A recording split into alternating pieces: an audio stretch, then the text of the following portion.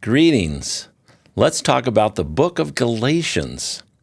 This is part of our Mastering the Scripture series, and this is part of Paul's collection of letters, particularly his early set of letters, which focus on the gospel itself and getting that established into his leaders and into his churches. So let's take a look at these 5 sessions in this booklet, and I will give you an overview, moving quite quickly, and I will show it to you in pictorial form. So let's get started. This is a picture of all of the 5 sessions. Let me zoom in and just give you a brief overview or title of each of them. The first session is really about the purpose of Galatians. The author has a purpose for writing this letter, and we cover it in session 1, the Galatian problem. Session 2, 3, 4, and 5 are the 4 main themes, or the 4 core literary sections or purposes, sub-purposes, the by statements we call them, of the book. So you have the author's purpose first, and then you have his 4 core literary sections and aspects or themes of the book in these next sessions. So session 2 is the pure unaltered gospel. Session 3 is the gospel as a whole system for living. The 4th session is about the gospel and walking in the Spirit. And the 5th session is the gospel and respecting leaders. So let's go back and get started with session 1. I'll zoom in here for us. And what we see is that in the introduction, the Galatians, which is an overview, the Galatian churches were departing from the gospel they had received from Paul. They were adding to it. Particularly, they were adding the Jewish legal system of circumcision. And overall, what Paul says is line up consistently with the gospel that he had brought to them. Don't add to it, don't alter it, because you're altering the gospel itself. So you see in the beginning of the book and towards the end of the book, he gives us his purpose statement for why he's writing this book to the Galatians. And Galatians 1, 6 through 7, and then 5, 2 through 12 is the areas he does that. So he says, I'm astonished that you are turning away so quickly. People are stirring up trouble, and others are wanting to pervert the gospel.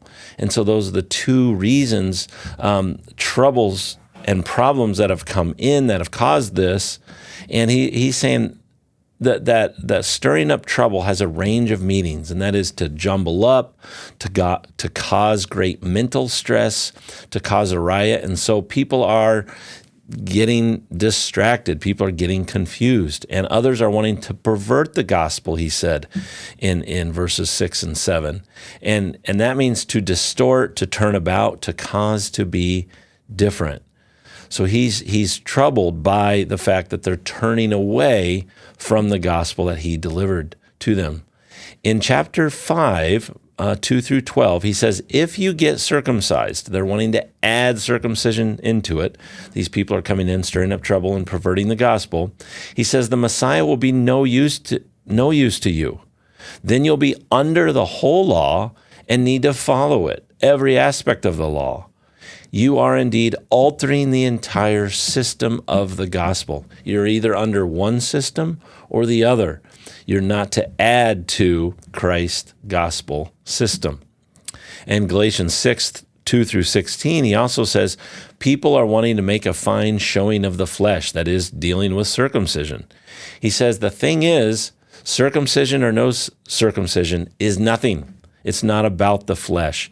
Everyone needs to line up to the gospel standard. And this was very difficult paradigm shift. It was a very different set of patterns for the Jewish believers and for the Jewish leaders that we will see as we continue on. So that is the purpose of the book, is to combat those leaders that are coming in, those people that are coming in wanting to add to the gospel the requirement of circumcision.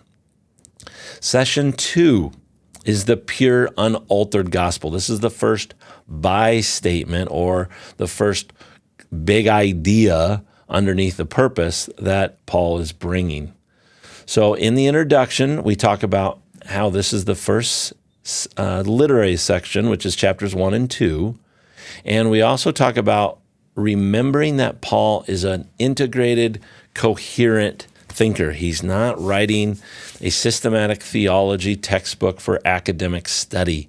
He is writing a letter to a situation of churches and leaders, and he's solving problems.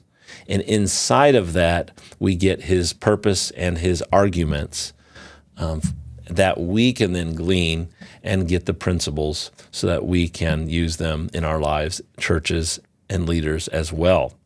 Galatians 1, 8 through 9 and 11 through 24, he says, I've announced this gospel and you've received this gospel. And that means the gospel was delivered and the information was passed on. Very interesting phrases and important phrases to mark here, because that's very similar to 1 Corinthians 15, 1 through 8. And he says, what I was handed down was what I received, and this was the tradition of the kerygma. And so this is very, very much the same thing he's saying to the Galatians is, I received something and I passed it on to you. It's not my own, it's from Jesus himself. So Galatians 1, 11 through 24, Paul received this gospel from Christ and directly from Jesus, what I just had said. And Peter, who has those 5 kerygma messages in the book of Acts, actually lost grip of the truth of the gospel at times, and we'll see that here in just a moment. So after 3 years initially, Peter and Paul met, and Peter knew that Paul had been persecuting the church. So you pick up all that in the first chapter there. Galatians 2, we get a little bit of a timeline that Paul explains to us. So after 14 years, Paul wanted to see Peter again to gain affirmation of the gospel he was proclaiming. And there were huge pressures at the time to add circumcision to the Gentiles, but Paul wanted to maintain the truth of the gospel. And either the Jewish leaders wanted to add circumcision or they had not dealt with it completely. They were tangled up in it. And what we see in chapter 2, 11 through 14 is Peter struggled with the tensions. Towards the third meeting that Paul and Peter had, Peter would not actually eat with the Gentiles while the other Jewish leaders were around. And even Barnabas followed Peter in that.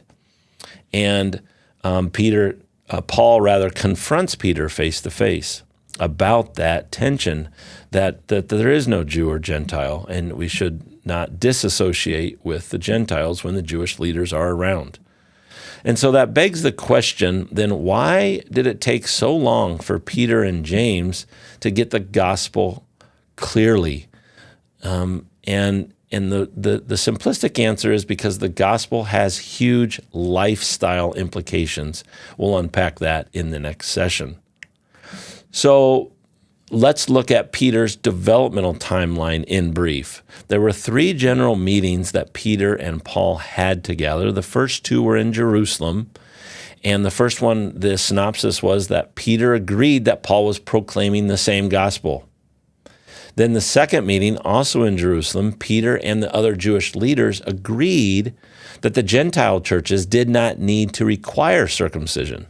So a decision was made then in Jerusalem for that second meeting. The third meeting was in Antioch, where Peter and Paul were together, and when James's people, or the leaders in the Jerusalem church, came around, Peter was eating with the Gentiles, but when they came around, Peter left and withdrew from eating with them.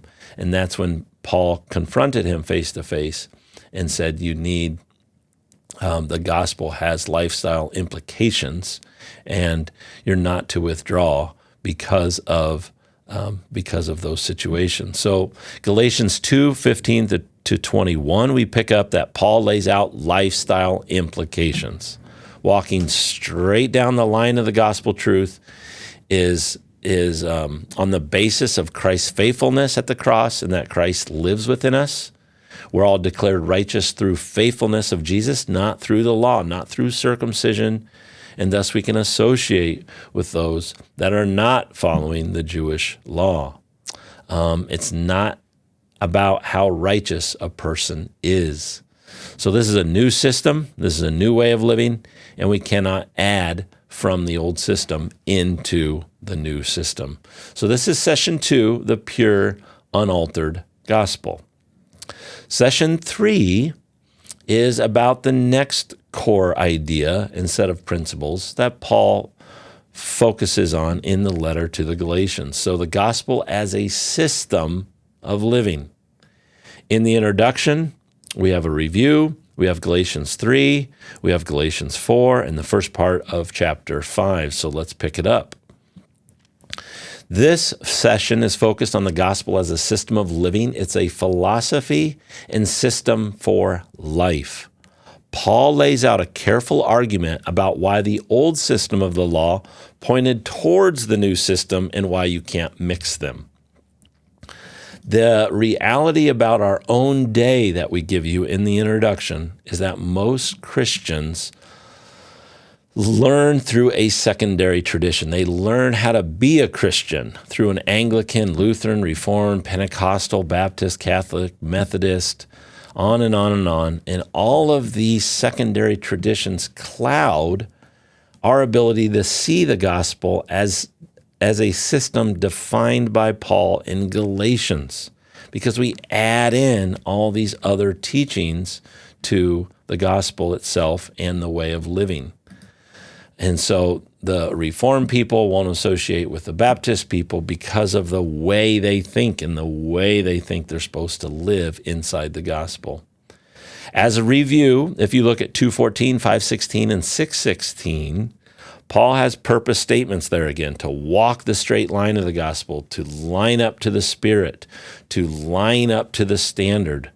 And it's not a liturgical or religious system that lines you up with the gospel. It's not a legalistic system, nor is it a mystical or dying to self system.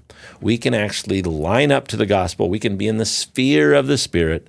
We can line up to the standard, all words that Paul has used. And it's something that we can grab onto. It's tangible. It's not this ethereal, mystical thing that you cannot define. It can be defined. Galatians 3, 1 through 9, and then 13 to 29, Paul makes the argument here that the gospel was given before the law. The law actually announced the gospel to Abraham, and that the nations will be blessed in you. So the gospel was given before the law. And he says Christ was the promised seed, the promised plan given to Abraham. And he says the law came as a babysitter. He actually calls it that they were a minor, that they were youth. The law came as a babysitter until Christ came to fulfill the promise to bless all the nations on earth. So our covenant comes through Abraham. So Jews and Gentiles, therefore, are one family. Read these passages here. Read these paragraphs here, Galatians 3. Just powerful, powerful argument Paul makes for all of us coming through Abraham, Jews and Gentiles, as one family. Galatians 4, we pick up 1 through 11, 28 through 31, and chapter 5, 1 through 4. He says, while we were still minors, children, that is, born under the law, God gave us this system. In the law system, the people of God were like children. We were under the elements of the world, and the elements is really the word first principles.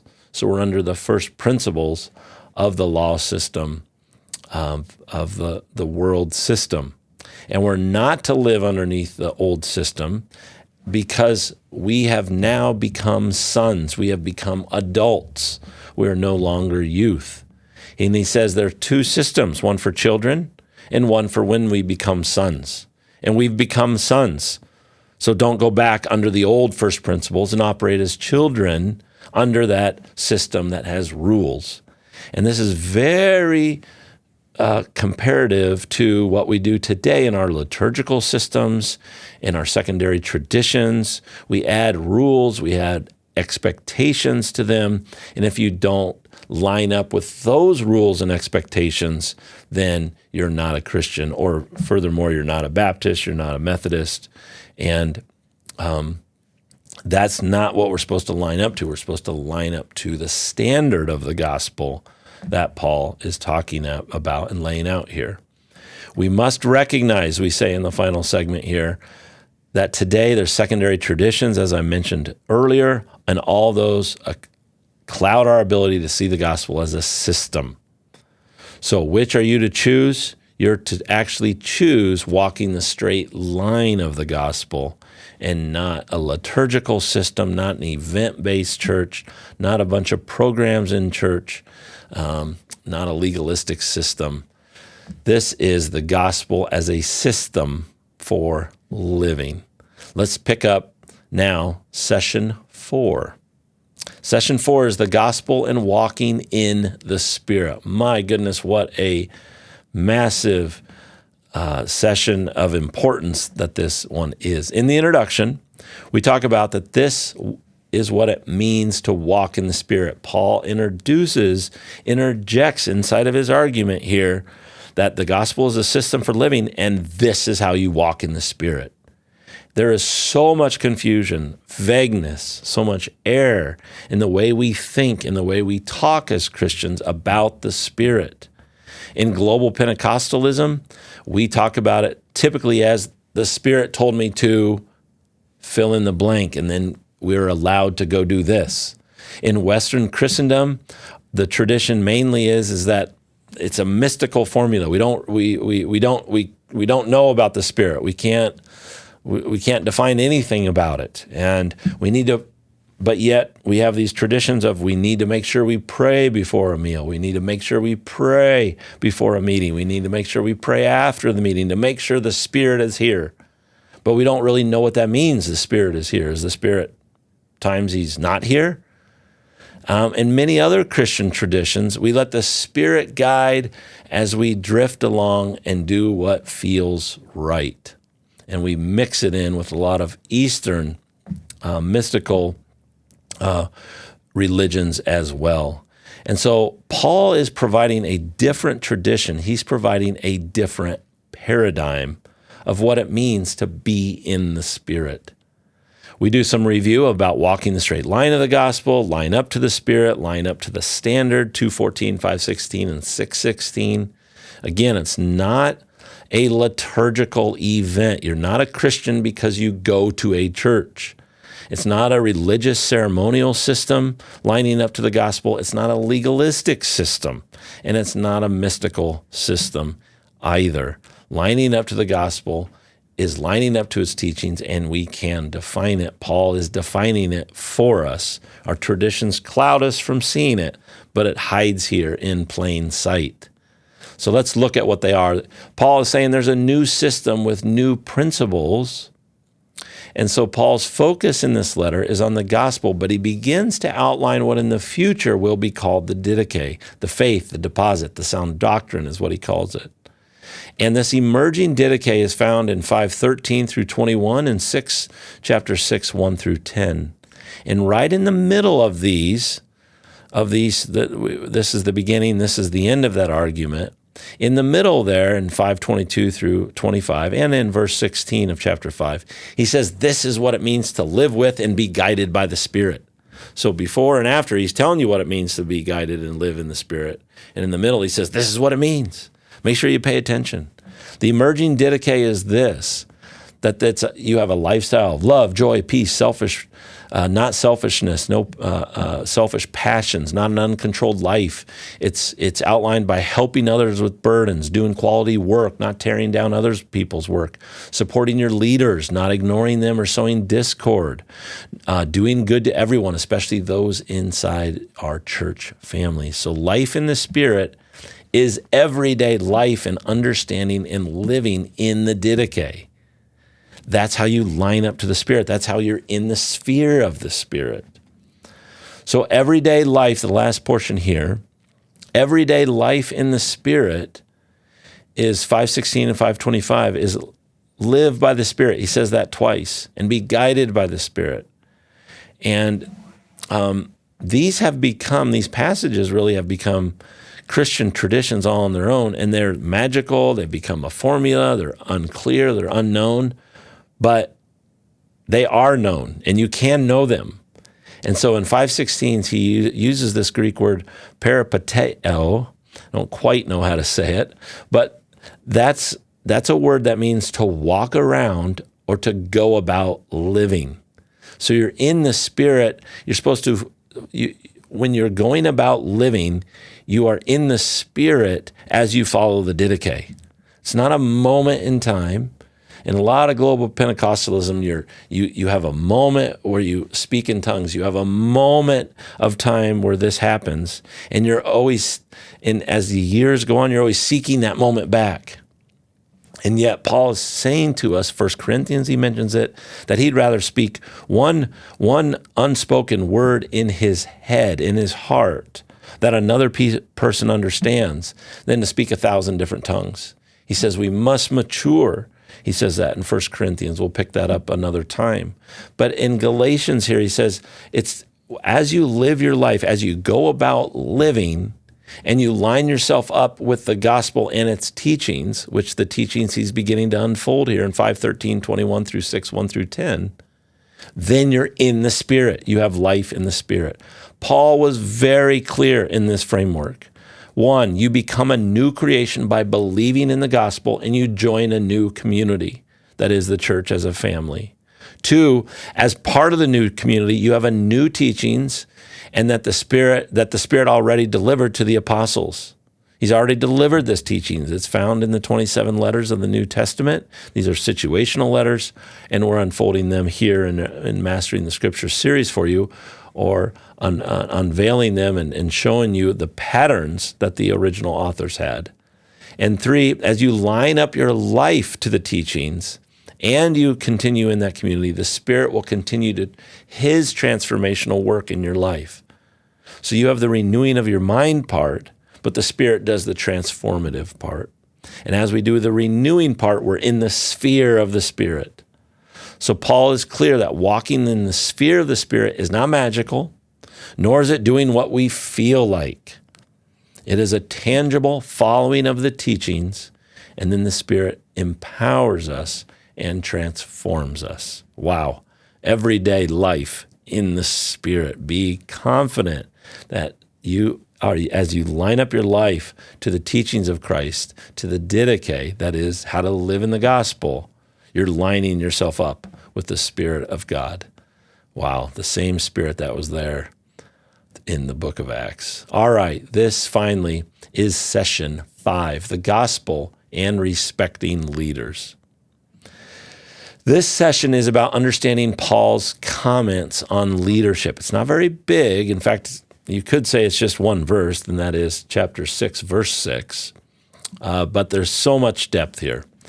So we list the problem first, and that is the problem in today's churches is about respecting leaders. In Western churches, respect for authority is typically non-existent, and it only happens when you're in the building, in the actual place of worship, you may call it, which is about a service or a ceremony or a liturgical system. Respect is really only when you're in the building. In Eastern churches, typically the paradigm is around respect for authority, but it's more positional authority and it's more institutional authority. If they lose that role or they lose that title, then the authority doesn't stick with them. That's not how Paul laid out or thought about the authority that he had. Paul used his authority to challenge them, and he used it to tell them to hold firm to the unaltered gospel. Here we pick up Galatians 6 through 10, and we say that Paul saw leadership as critical to keeping the churches solid in the unaltered gospel. Verse 6 is key, as I said earlier. If someone is being taught the word, it says, they should share with the teacher all good things they have. That's the New Testament for Everyone by N.T. Wright version of verse 6. We use many more translations in the Mastering the Scriptures booklet in order to get an idea and explore the different range of meanings and different phrases that can be used there. So I encourage you to read those and see those. But what Paul is doing, he's communicating how the Galatian churches should respond to their teachers. You should support those that teach the word, and you should not support those who are sowing discord. We picked this up actually in the first intention statement, that there's teachers going around sowing discord. They're perverting the gospel. They're adding to it, remember. And so those teachers should not be supported, and those that teach the word should be supported. As we move along here, we need to ask the question, who was Paul? Paul said in the first chapter, he was given authority by Jesus Christ, not by a title, not by a position, not an institutional authority, but by the authority of Jesus Christ. And what we begin to see is how Paul uses that authority. Paul speaks to them as brothers and sisters and as a mother. You see a person here with his arm around another person. But at the same time, he talks to them with the authority of a father. And you see in these examples here, 2:11-14, he says, I stood up to him face to face. He was in the wrong. I confronted him in front of everyone. That's a father. That's a harsh rebuke. That's an exhortation. 1-3, he says, you witless Galatians, who bewitched you? You're witless, he says. And the witless, if you look up what that word means, it means ignorant. It means stupid. And this is harsh words. Chapter 5:11-12, he says, if only those who are making trouble for you would cut off the whole lot. He's talking about circumcision. If a little bit is good, why not the whole thing? Cut off the whole, he says. So this is harsh, frank speech that Paul is using. And why did Paul talk this way? Why does he use such harsh, firm, strong language? And it's because some leaders were just simply weak. Some leaders were trying to promote themselves and what they thought was obedience to the law and obedience of the flesh. And some churches were just that they were simply in unintelligent positions. So he's telling them, you've got to get lined back up. I'm your father. I need to explain to you sharply why this is wrong. If you look at verse 6 in depth, most people, scholars, read this and say this verse just simply means support leaders because we reap what we sow, so bless the leaders and you will be personally blessed.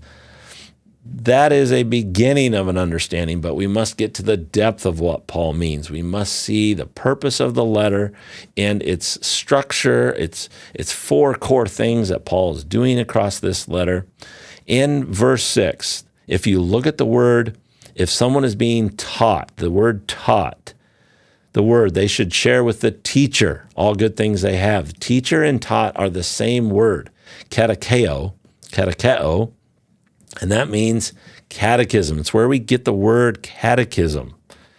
And the word word, taught the word, that's typically in different traditions, we mean different things by that, but the word, that means the logos, or to arrange in order, or the standard, or the canon. Sometimes people call the Bible the biblical canon. That is the measuring stick by which everything should be measured. That's what the word canon means. And then finally, a fourth word in here is the word share. They should share. This is I don't quite know how to say that word, but it's from the same word where we get ecclesia, where we have family, to have fellowship, to share a lifestyle, to share time, to share money. And so what you see here is that there is a way of teaching the logos, the canon. And when you're sharing, when you're following those teachers who are teaching that didache, that canon of teaching, You share in their lifestyle. You share in time. You share in fellowship. You share in money. You share your life together.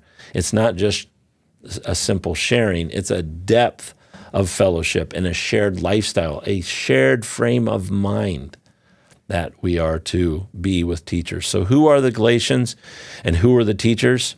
You actually can pick that up from Acts 13 and 14 from Paul's first missionary journey. He went to the Galatians. That's Derbe, Lystra, Iconium, Antioch of Pisidia, and many more places likely that they expanded to from those original places in 13 and 14. And you can also see who the teachers are in Titus 1, 5 through 9, 1 Timothy 3. From Paul's letters, you can see teachers are Titus, they're Timothy, and what did they do? They set up leaders, elders, and other leaders in every situation in order to care for the churches. That's who the teachers were, and that's who the Galatians were out of that first missionary journey. So now we can see this singular verse and this paragraph really of chapter 6 through 10 about respecting leaders and sharing with them, those that teach the word, in full view. And that is, if we fully participate with those who are teaching, it means we are participating in God's kingdom. We will inherit for our lives everything that God intends for us as we follow those teachers as they teach and equip us in the word. Then we need to shape our own lives according to those teachers and the teachings that are brought.